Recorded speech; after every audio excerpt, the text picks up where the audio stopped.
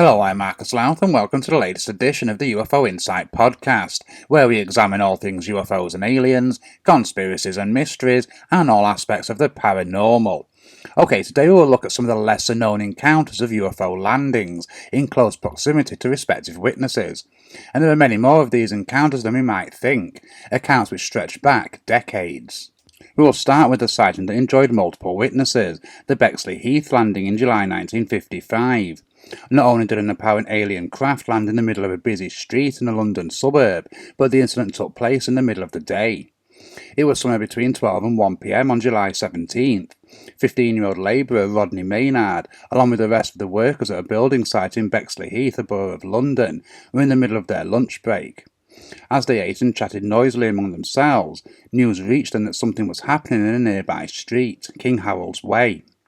After a second or two of quiet contemplation, the group of around 30 men moved to the nearby road.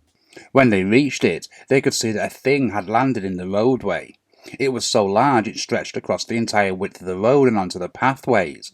Maynard would recall in the early 2000s they had about 8 massive suckers on the underside which touched the ground and appeared to hold the craft's weight. He would further state that the centre was still, but the outer rim was spinning slowly. White lights also flashed like a camera flash.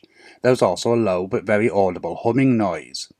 Maynard further remembers the craft had windows, but the glass was concave and moulded together so you couldn't see it. This is an interesting detail and one that shows up in several other UFO cases. When one or two of the builders became brave enough to move forward in an attempt to touch the craft, it began to spin faster. It then began to rise and move towards Bedmore Primary School. The apparent spaceship hovered for several moments before shooting directly upwards and disappearing. Maynard's 16-year-old brother also witnessed the incident. He too would recall years later that the craft was black, sleek and streamlined.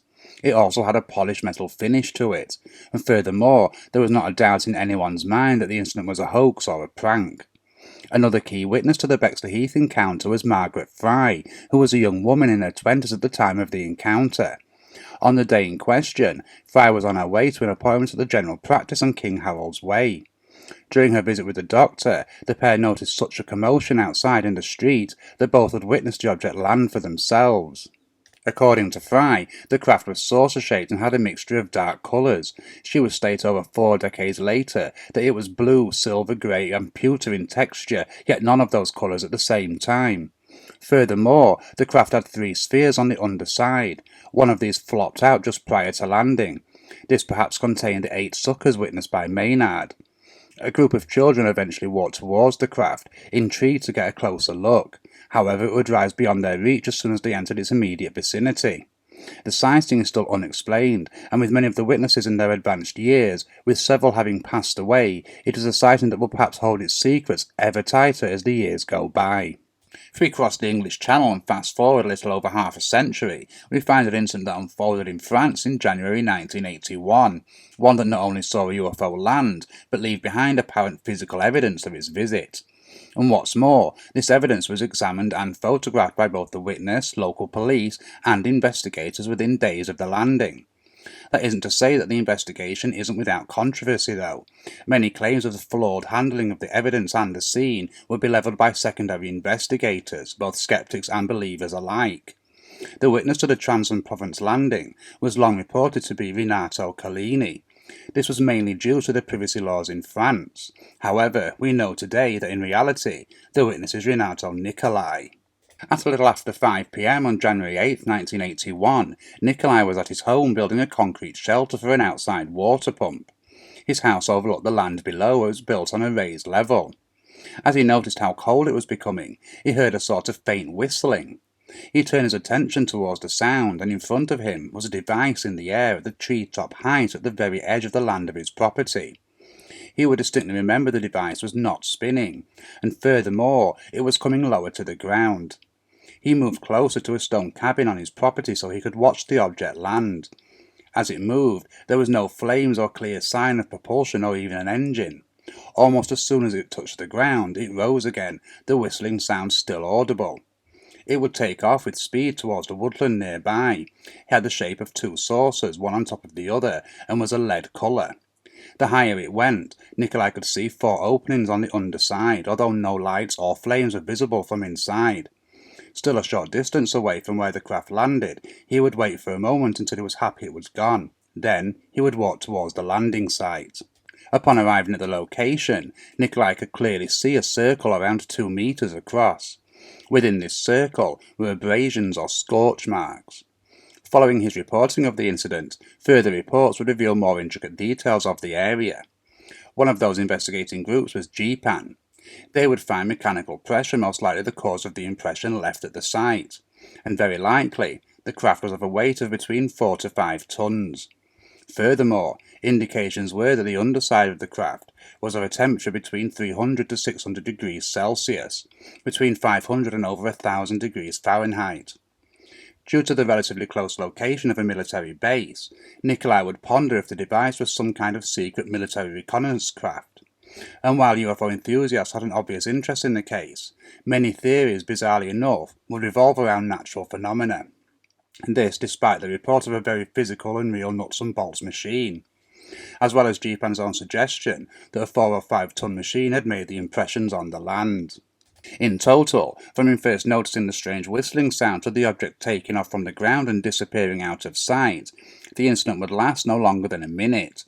However, the investigations would all agree it was the alertness of the witness and his ability to take in as much detail as possible that made such a short and otherwise mundane sighting so rich with detail and subsequent information. Given the size of the craft, while it isn't impossible by any stretch of the imagination for a single pilot to fit inside, it is perhaps more likely that the craft was indeed some kind of drone or scouting device. If this is the case, then would it be one of military origin, or from further afield? While it apparently had the ability of propulsion, possibly based on electromagnetic energy, given the immense rise in heat upon its takeoff, that is of an advanced nature, the object didn't exhibit any breathtaking speeds or movements. With this in mind, then, is it more likely that the brief landing is one of a clandestine military craft, either French or from one of the numerous American bases in France and other parts of Europe? Might it even be a secret joint international type project? Perhaps the design and propulsion is indeed based on recovered extraterrestrial technology. This itself would be reason enough to discredit or gloss over the incident. Or might the downplaying of evidence be another example of controlling what little information has already ventured into the public arena? Whether there is a connection or not, there are several similar sightings in France on record around the same time. If we stay in France for a moment, it is worth our time examining the encounter of farmer Maurice Masse that occurred 15 years previously, in 1965, in Besançon. On the morning in question, a strange object calmly landed in his lavender fields and 2 pale white, thin, humanoid figures exited it. Masse estimated these figures to be around 4 feet tall. They also had on strange one-piece clothing. They began to inspect the lavender around them, at this stage seemingly unaware of the farmer's presence.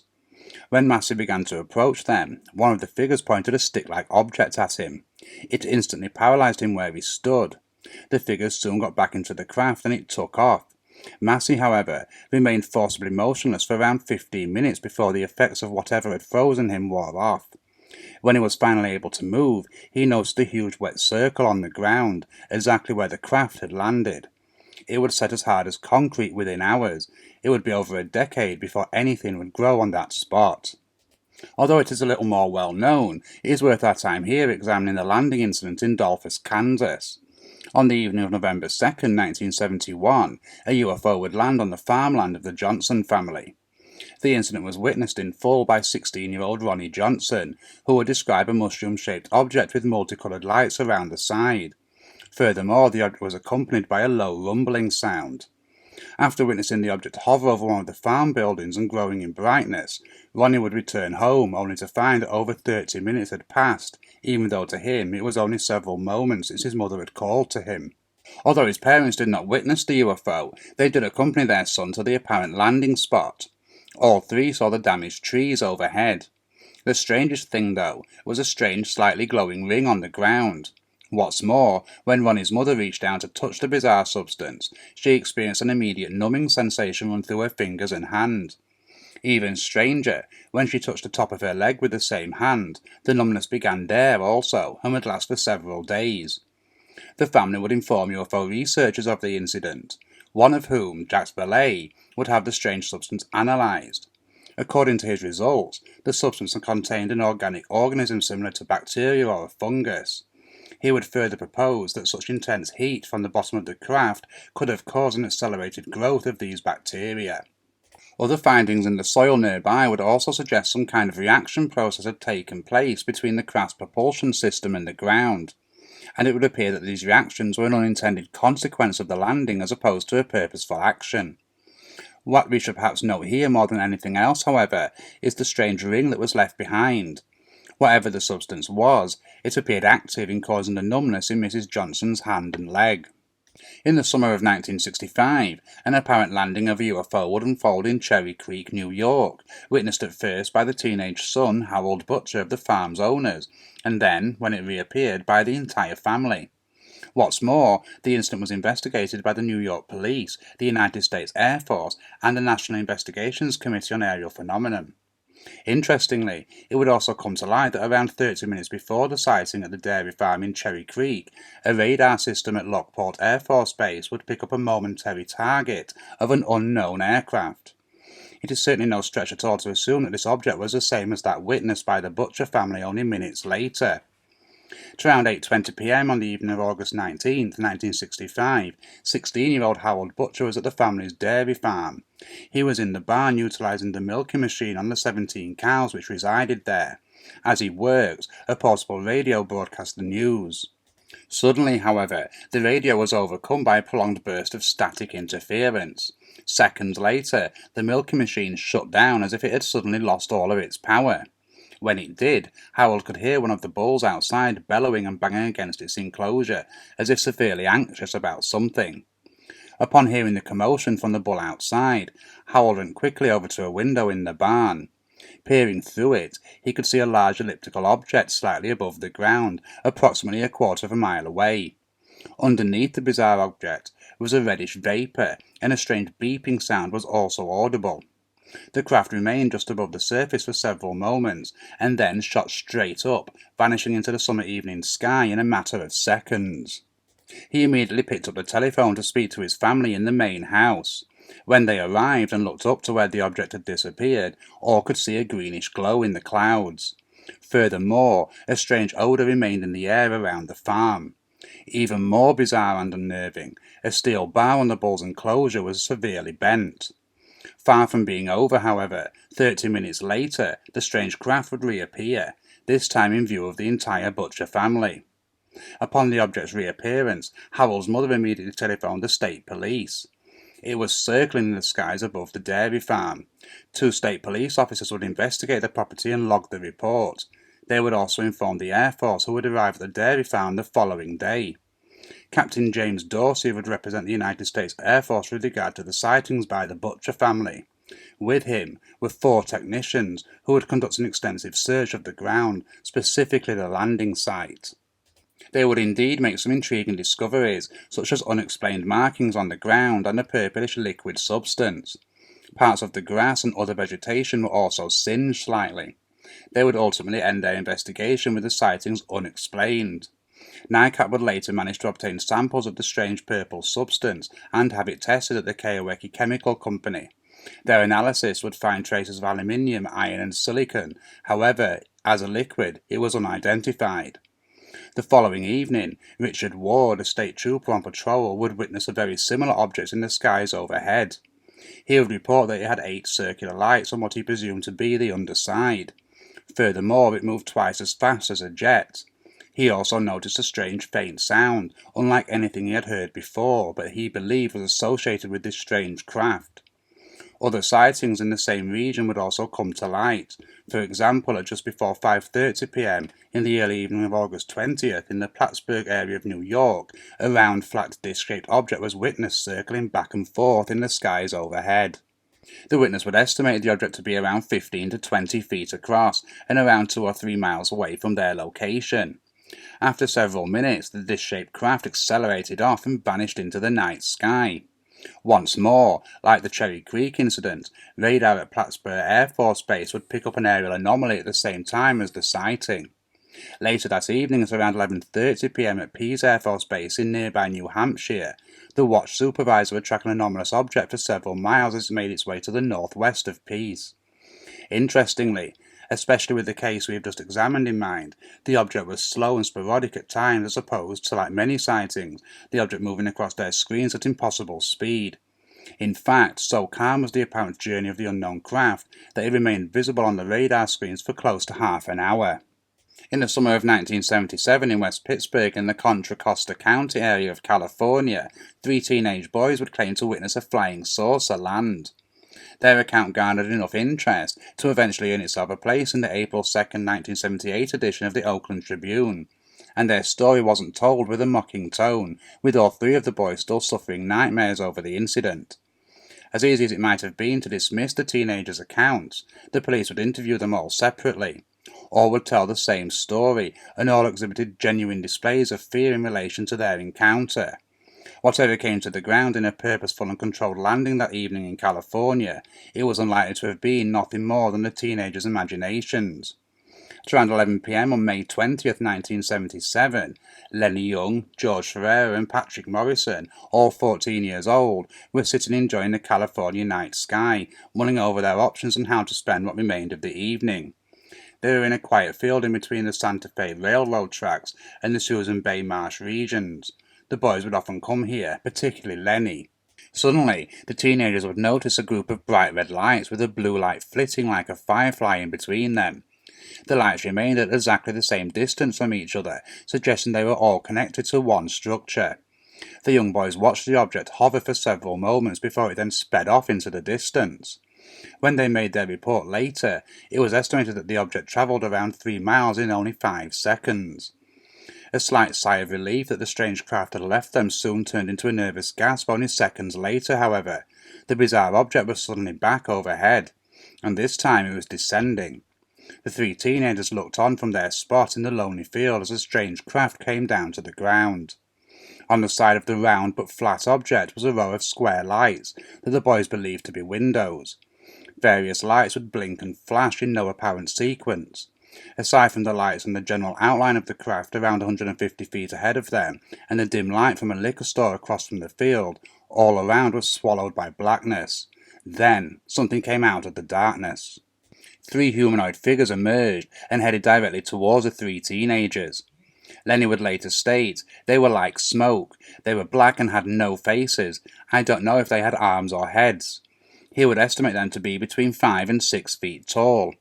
Recalling how well he knew the field, even claiming to have stayed there all night previously, he would state in his report, I know what people look like when walking in the dark. They were not people. They were something else. Pat agreed that they walked weird. He would also recall how they appeared to wear long skirts over their heads. They also looked as if they were linked together. George would state they walked like robots, and that they were grey objects with a kind of human shape but no eyes. Incidentally, it would seem that all of the boys, George would take the incident harder than the rest. He still suffered regular nightmares up to a year following the incident. It was as these strange robot-like creatures were approaching the teenagers that they suddenly found their feet and ran. It appeared, at least from their perspective, that the 3 humanoids were following them. They eventually lost sight of them, however, and arrived, scared and breathless, at Pat's house. It was Pat's mother who rang the Contra Costa County Sheriff's Office. Deputy Sheriff Douglas Pendleton would speak to all 3 of the boys personally. He immediately ruled out alcohol or drug intake, and as well as being impressed with the similarity between their stories, he further bought into their sincerity when they offered to take lie detector tests to prove they were telling the truth. UFO investigator Richard Haynes would also speak with each of the young boys. He too believed their story was too solid to be a lie, and their fright was all too real. Haynes would also point to the fact that the weather was clear that evening over West Pittsburgh, and with no ground fog of any kind. Essentially, their sighting was very unlikely to be a mistaken natural aerial phenomena sighting.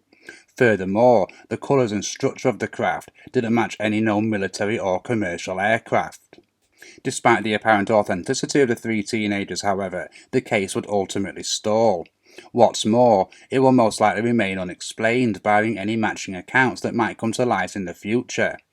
None of the teenagers experienced missing time, and there were no signs of abduction. Hence, hypnotic regression would be of no use and would reveal nothing further. Also, there were no physical signs of a landing at the site the boys witnessed the craft, and due to the already secluded location, there were no other witnesses to offer another point of view and to add to the timeline of events. As we can see then, there are many more UFO landing cases than many of us might think, and the ones we have examined here are just a tiny number of many such cases on record. We might ask if these close encounters are merely coincidental meetings, or whether they might have a deeper, far-reaching purpose. We also might ask just how many UFO landings take place each year that are not reported, or perhaps not even witnessed at all. Indeed, these incidents could be happening all the time, right under our collective nose. Just what the reasons might be for these landings of apparently otherworldly vehicles remains unknown. For now though, I'll simply thank you for joining me once again, and be sure to leave any thoughts in the comments and check out the links for further reading on some of the cases we have been discussing here today. Remember to subscribe to our channel and follow us on social media to keep up to date on future podcasts, articles and videos. And of course, if there is anything you want us to feature on future podcast episodes, then just get in touch at marcus@ufoinsight.com. Until next time, goodbye and take care.